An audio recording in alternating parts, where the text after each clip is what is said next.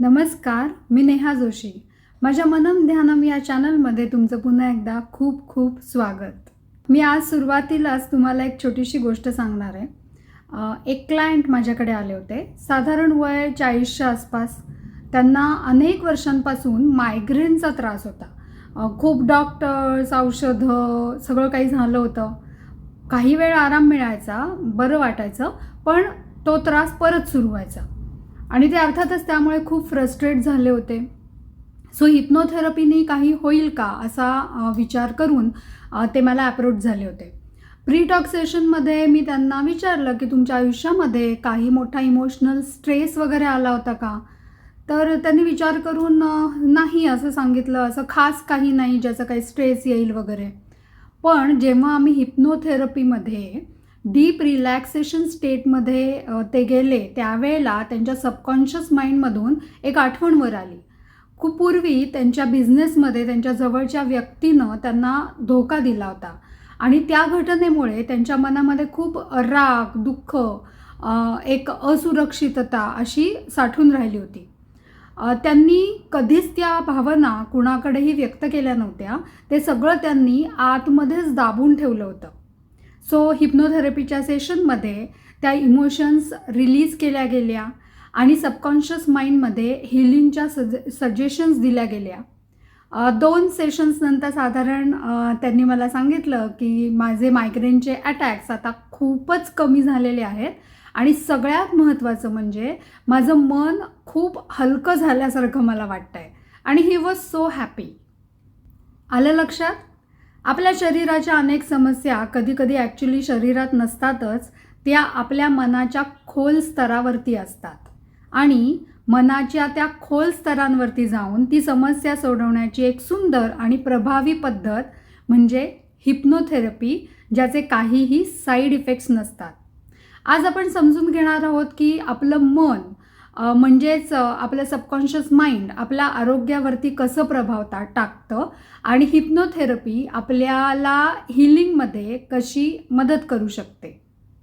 So आपलं मन 2 स्तरांवरती काम करतं हे तर आता आपल्याला माहितीच आहे. कॉन्शियस माइंड आणि सबकॉन्शियस माइंड म्हणजेच चेतन मन आणि अवचेतन मन. कॉन्शियस माइंड म्हणजेच आपलं चेतन मन, म्हणजे आपण जे जाणीवपूर्वक विचार करतो ते आपलं मन म्हणजे कॉन्शियस माइंड. पण आपल्या आरोग्यावर आणि त्यामुळे अर्थातच आपल्या आयुष्यावरती प्रभाव असतो तो म्हणजे सबकॉन्शियस माइंडचा, म्हणजेच अवचेतन मनाचा. का माहिती आहे? कारण आपलं हे सबकॉन्शियस माइंड म्हणजे अवचेतन मन आपल्या भावना, आपल्या आठवणी, सवयी, शरीराच्या अनेक प्रक्रिया नियंत्रित करतं, म्हणजे कंट्रोल करतं. अर्थातच सगळा कंट्रोल असतो सबकॉन्शियस माइंडकडे. आज सायन्स देखील असं सांगतं की मन आणि शरीर एकमेकांशी जोडलेले आहेत. सो हे माइंड बॉडी कनेक्शन एक्झॅक्टली काय आहे, त्याचा आपल्या शरीरावरती, मनावरती काय परिणाम होतो ते आपण आता बघूया. सो पहिलं म्हणजे भावना आणि शरीराचा संबंध काय. सो आपण जे अनुभवतो म्हणजे राग, भीती, दुःख, चिंता, म्हणजे थोडक्यात या सगळ्या निगेटिव्ह फिलिंग्स, निगेटिव्ह इमोशन्स ज्या असतात त्या भावना दीर्घकाळ जर का आपण दाबून ठेवल्या तर त्या भावना शरीरामध्ये साठू शकतात वेगवेगळ्या भागांवरती आणि शरीरावरती परिणाम करू शकतात. फॉर एक्झाम्पल सततचा स्ट्रेस आपण दाबून ठेवला तर BP वाढणं, थकवा येणं, फटीग येणं हे यासारख्या गोष्टी होतात. खूप वर्ष भीती, चिंता दाबून ठेवली तर पोटाचे त्रास, ॲसिडिटी या समस्या उद्भवतात. खूप वर्ष दुःख किंवा निराशा दाबून ठेवली मनात तर ऊर्जा कमी होणं, डिप्रेशन, फटीग यासारख्या गोष्टी होतात. सबकॉन्शियस माइंड या भावना आणि अनुभव साठवून ठेवतो आणि त्याचा परिणाम आपल्या शरीरावरती दिसू शकतो. त्याचप्रमाणे आपल्या शरीरातल्या अनेक स्वयंचलित प्रक्रिया सबकॉन्शियस माइंड नियंत्रित करतो. जसं की ब्रीदिंग आपलं, किंवा आपल्या हृदयाचे ठोके, आपले डायजेशन सिस्टीम, आपली हार्मोन्सचं संतुलन, हे सगळं सबकॉन्शियस माइंड कंट्रोल करतं. जर मनामध्ये खूप ताण असेल तर या प्रक्रियांवरती सुद्धा परिणाम होऊ शकतो आणि अर्थातच आपल्या शरीरावर परिणाम होऊन आजार उद्भवतात. तसंच जुने अनुभव किंवा बिलीफ्स, म्हणजे लहानपणचे काही अनुभव असतील, वाईट अनुभव असतील, ट्रॉमा किंवा निगेटिव्ह बिलीफ्स असतात जे आपल्या मनामध्ये वेगवेगळे, ते देखील सबकॉन्शियस माइंडमध्ये साठवलेले असतात.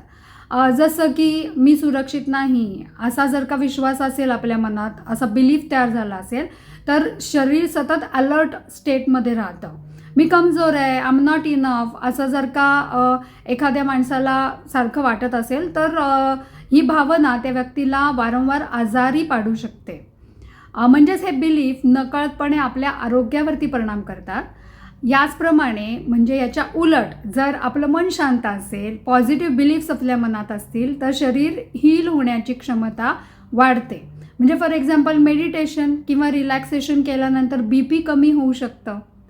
सो सकारात्मक भावना आपली इम्युनिटी वाढवू शकतात. आपण सगळे आपल्या आयुष्यामध्ये अनेक भावना अनुभवतो, जसं राग, दुःख, भीती, अपमान, अपराधीपणा, निराशा, जेलसी. पण नेहमीच आपण त्या भावना व्यक्त करू शकत नाही.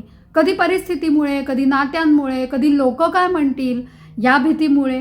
मग काय होतं, तर त्या भावना बाहेर न येता मनात साठून राहतात.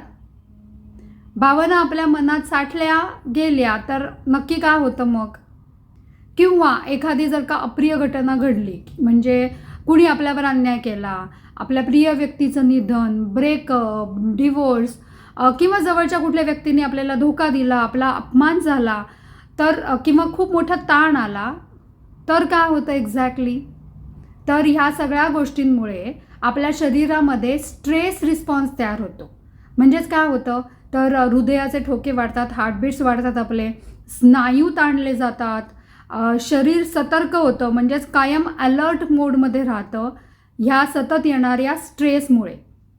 पण आपण जर का आपल्या भावना व्यक्त केल्या, म्हणजे आपण रडलो, कुणाशी बोललो, आपलं मन समजून घेतलं, कुणी आपल्याला समजावून सांगितलं, तर तो स्ट्रेस रिलीज होतो. पण जर का या भावना बाहेरच आल्या नाहीत, व्यक्तच झाल्या नाहीत, तर त्या भावना दाबल्या जातात, आपण दडपून ठेवल्या तर त्या भावना सबकॉन्शियस माइंडमध्ये साठून राहतात आणि मग आपलं शरीर त्या भावनांचा भार व्हायला लागतं, इमोशनल बॅगेज. मग कधीतरी हा भार खूपच जास्त होतो, सहन करण्यापलीकडे जातो. मग बाहेर कसा पडतो, तर ते जरा समजून घेऊया. सो आपल्या शरीरामध्ये प्रत्येक भावनाचा एक शारीरिक प्रभाव असतो. म्हणजे सतत जर राग येत असेल तर स्नायूंना ताण पडतो, BP वाढतं. भीती वाटत असेल जर कुठल्या गोष्टीची सतत, तर पोटाचे त्रास व्हायला लागतात. दुःख वाटत असेल तर थकवा येतो, इम्युनिटी कमी होते. सो जेव्हा भावना खूप वर्ष साठून राहतात तेव्हा त्या भावनांचा शरीर जेव्हा भार व्हायला लागतो, त्या सगळ्या दडपलेल्या भावना परावर्तित होतात आजारांमध्ये. सो आलं लक्षात? कधी कधी आजार हा फक्त शरीराचा प्रॉब्लेम नसतो, तर तो शरीराचा एक संदेश असतो. जणू शरीर आपल्याला सांगत असतं, प्लीज थांब, माझं ऐक, मनात जे साठलं आहे ते पहिलं रिलीज कर. सो याच माइंड बॉडी कनेक्शनला सायन्समध्ये सायकोसोमॅटिक कनेक्शन असं म्हणतात. आता सायकोसोमॅटिक कनेक्शन म्हणजे एक्झॅक्टली काय, तर मनातल्या ताण किंवा भावना शरीरावरती परिणाम करू शकतात. म्हणजे आपण बघितलंच की स्ट्रेसमुळे मायग्रेन येतो, अँझायटीमुळे IBS किंवा डायजेस्टिव्ह इश्यूज होतात, इमोशनल ट्रॉमामुळे क्रोनिक पेन आपल्या शरीरात जाणवायला लागतं. सो याचा अर्थ असा नाही आहे की आजार इमॅजिनरी आहेत. आजार तर खरा असतोच, म्हणजे हे सगळं होत तर असतं शरीराला, पण त्याच्या मागे इमोशनल कारणं पण असू शकतात. आणि यामुळेच कधी कधी शरीर बरं होण्यासाठी फक्त औषधांची गरज नसते, तर जेव्हा आपण आपल्या मनात साठलेला हा भार असतो, ताण असतो, स्ट्रेस असतो, हे इमोशनल बॅगेज जेव्हा हलकं करतो, तेव्हा आपलं शरीरही हळूहळू हील व्हायला लागतं. कारण आपल्या शरीरावरती सर्वात जास्त प्रभाव असतो आपल्या मनाचा, आपल्या सबकॉन्शियस माइंडचा. आणि सबकॉन्शियस माइंडमध्ये ताण असेल तर शरीरावरती पण ताण येतो. आणि त्या मनाशी संवाद साधण्याची एक प्रभावी पद्धत म्हणजे हिप्नोथेरपी. आता हिप्नोथेरपी म्हणजे एक्झॅक्टली काय ते समजून घेऊया. हिप्नोथेरपी म्हणजे मनाच्या खोल स्तरावरती म्हणजे सबकॉन्शियस माइंडवरती काम करण्याची एक वैज्ञानिक पद्धत आहे. सो आपण बघितलंच की आपल्या मनाचे 2 भाग असतात, कॉन्शियस माइंड जे विचार करतं, निर्णय घेतं, आणि सबकॉन्शियस माइंड जे आपल्या भावना, आठवणी, सवयी, शरीराच्या अनेक प्रक्रियांना नियंत्रित करतं. आपल्या आयुष्यातल्या बऱ्याच समस्या जसं ताण, भीती किंवा नकारात्मक विश्वास म्हणजेच निगेटिव्ह बिलीफ्स, भावनिक जखमा, या सगळ्या सबकॉन्शियस माइंडमध्ये साठवलेल्या असतात.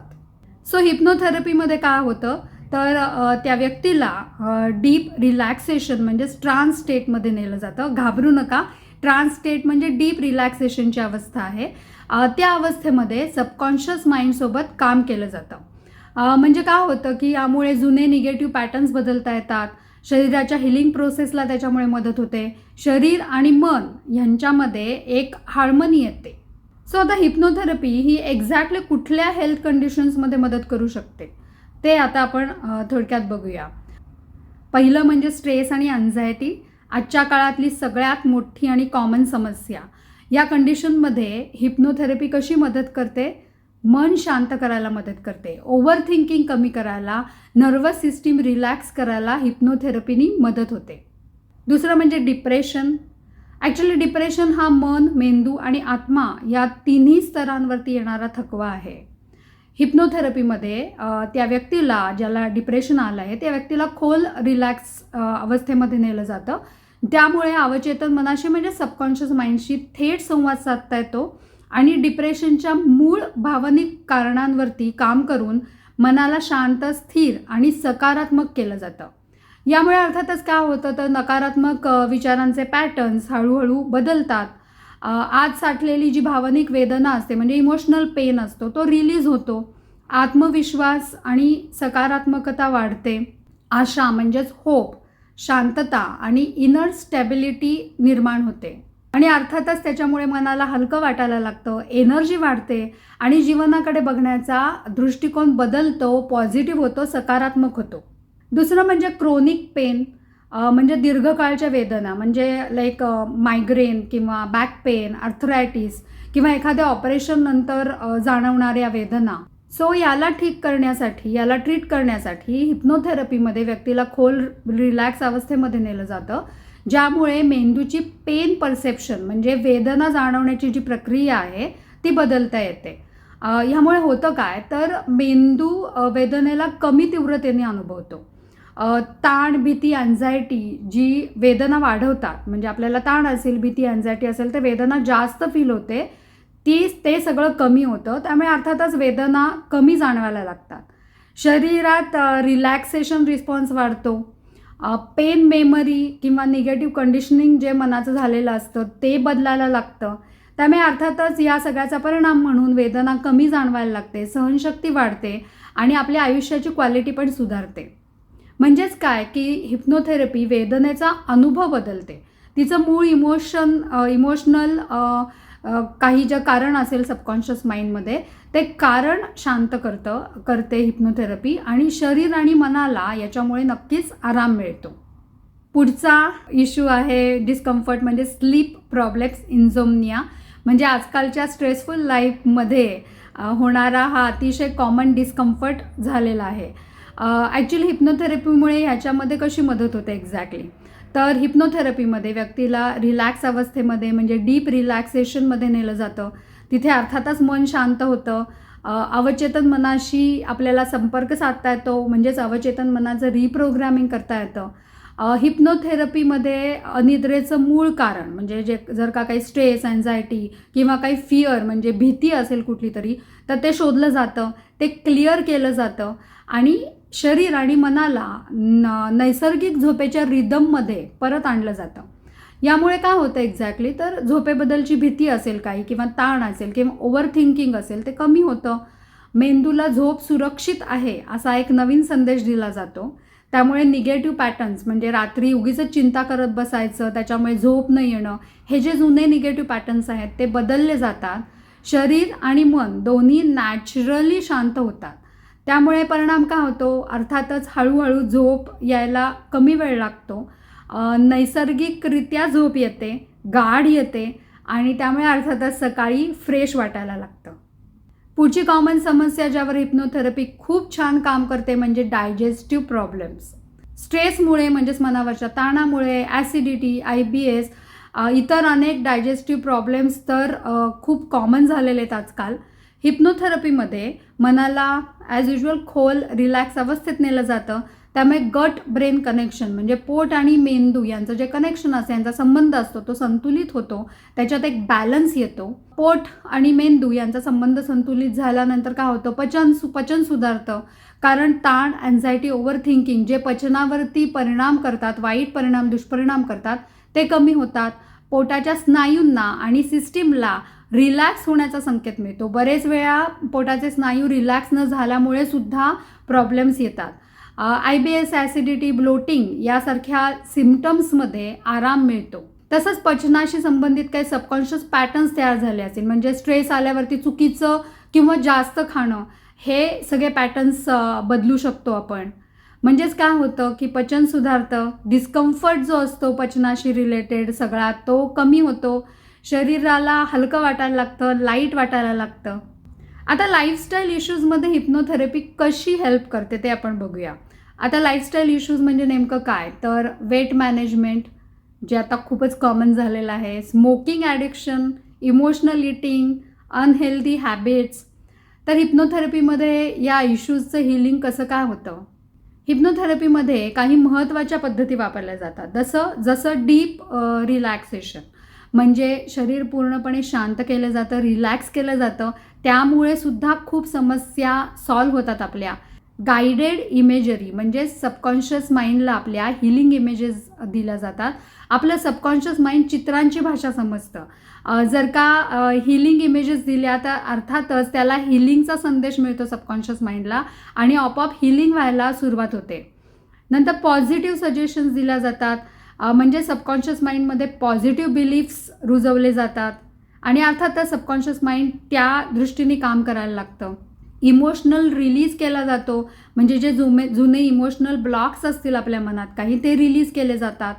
सकारात्मक सूचनांमुळे शरीरातले कोर्टिसोल म्हणजे स्ट्रेस हार्मोन कमी होऊन नैसर्गिकरित्या प्रतिकारशक्ती वाढू शकते. त्याचप्रमाणे व्यसनमुक्ती, वजन कमी करणं किंवा धूम्रपान, मद्यपान सोडण्यासाठी लागणारी जी प्रबळ इच्छाशक्ती आहे ती सुप्त मनातून आपल्या सबकॉन्शियस माइंडमध्ये निर्माण केली जाते.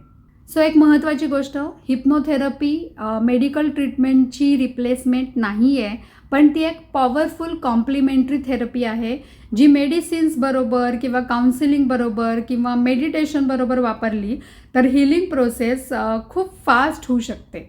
सो आता हिप्नोथेरपीबद्दल काही कॉमन प्रश्न जे मला विचारले जातात क्लायंट्सकडून ते बघूयात.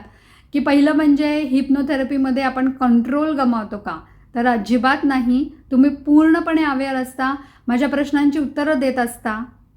हिप्नोथेरपी ही झोप आहे का, नाही, तर ती एक डीप रिलॅक्सेशनची अवस्था असते. आपण मनाच्या गहिऱ्या अवस्थेमध्ये जातो जिथून सबकॉन्शियस माइंडला ट्रीट करणं इझी असतं. सगळ्यांवरती हिप्नोसिस किंवा हिप्नोथेरपी काम करतं का, तर येस, त्या व्यक्तीची मनापासून इच्छा पाहिजे तरच. एखादा आजार बरा करण्याला मदत करायला किती सेशन्स लागतात, तर ते टोटली तो प्रॉब्लेम किंवा डिस्कम्फर्ट कसा आहे, कितपत खोल आहे त्याच्यावर अवलंबून असतं. सो ॲक्च्युली आपल्या शरीरामध्ये हील होण्याची नैसर्गिक क्षमता आहे, पण कधीकधी औषधांपेक्षा जास्त गरज असते ती आपल्या मनाला समजून घेण्याची आणि मनाला समजून सांगण्याची. हिप्नोथेरपी आपल्याला आपल्या सबकॉन्शियस माइंडशी जोडते, आपल्या सबकॉन्शियस माइंडला समजावून सांगते आणि हिलिंगचा मार्ग आपल्यासाठी उघडते. आणि सगळ्यात बेस्ट पार्ट म्हणजे हिप्नोथेरपीचे काहीही साईड इफेक्ट्स नाही आहेत. झाला तर हिप्नोथेरपीचा फायदाच होतो आणि फायदाच होतो. तुम्हाला सुद्धा तुमच्या कुठल्याही समस्यांवरती हिप्नोथेरपीची मदत घ्यायची असेल तर मला कॉन्टॅक्ट नक्की करा. मी एक सर्टिफाईड हिप्नोथेरपिस्ट आहे. आता मी इतक्या वेळ तुम्हाला सांगते की शरीर आणि आपलं मन यांचं म्हणजे सबकॉन्शियस माइंड यांचं एक कनेक्शन आहे आणि मनावरती काम केल्यावरती त्याचा शरीरावरती परिणाम होतो, म्हणजे पॉझिटिव्ह किंवा निगेटिव्ह दोन्ही प्रकारांनी. आता हे तुम्हाला बघायचं का, याचा अनुभव घ्यायचा आहे का, तर आपण एक छोटंसं मेडिटेशन आत्ता करूया आणि ते मेडिटेशन केल्यावरती तुम्हाला कसं वाटतंय ते तुम्ही मला जरूर सांगा कमेंट्समध्ये. सो सगळ्यात आधी एक कम्फर्टेबल पोझिशन घ्या. बसा किंवा झोपा, काहीही जिथे तुम्हाला कम्फर्टेबल वाटेल. एकदम शांत बसा, एकदम हळुवारपणे डोळे मिटा आणि लांब गहिरे श्वास घ्यायला सुरुवात करा. लांब गहिरे श्वास नॅचरली, शरीराला कुठलाही ताण द्यायचा नाही आहे. जसजसे तुमचे श्वास लांब गहिरे होत जात आहेत तसतसं तुमचं शरीर रिलॅक्स होत जात आहे. फील करा. आणि जसजसं तुमचं शरीर रिलॅक्स होत जात आहे तसतसं तुमचं मनही रिलॅक्स होत जात आहे. अनुभव घ्या त्याचा. रिलॅक्स. लांब गहिरे श्वास. शरीर हलकं होत आहे. मनालाही रिलॅक्स वाटायला लागलाय. आता असं इमॅजिन करा की एक शांत पांढरा प्रकाश तुमच्या शरीरभर पसरतो आहे. शरीरातल्या प्रत्येक पेशीपर्यंत हा प्रकाश पोचतोय.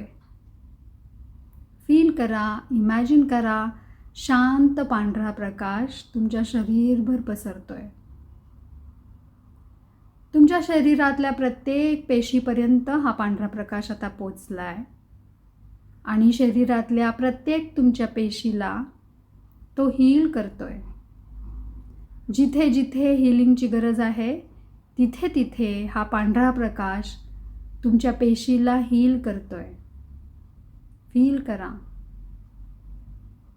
शरीर रिलॅक्स, मन रिलॅक्स आणि हा पांढरा प्रकाश तुमच्या शरीरातल्या सगळ्या पेशींना रिलॅक्स करत चाललाय. सगळ्या स्नायूंना शिथिल करत चाललाय. फील करा शरीरातले सगळे मसल्स रिलॅक्स होताना, सगळ्या पेशी हील होताना. Very nice. Take your time. तुमच्या शरीराला आणि मनाला रिलॅक्स होऊ दे आणि हा पांढरा प्रकाशाला तुमच्या शरीरातल्या सर्व पेशींना हील करू दे. Take your time. आणि जेव्हा तुम्हाला डोळे उघडावेसे वाटतील तेव्हा डोळे उघडा. तुम्हाला आलेला अनुभव कमेंट्समध्ये शेअर करा. अजूनही माझ्या चॅनलला सबस्क्राईब केलं नसेल तर सबस्क्राईब करा. हा व्हिडिओ आवडला असेल तर लाईक नक्की करा. तुम्हालासुद्धा तुमच्या कुठल्याही समस्यांवरती हिप्नोथेरपीची मदत घ्यायची असेल तर मला कॉन्टॅक्ट नक्की करा. मी एक सर्टिफाईड हिप्नोथेरपिस्ट आहे. थँक्यू.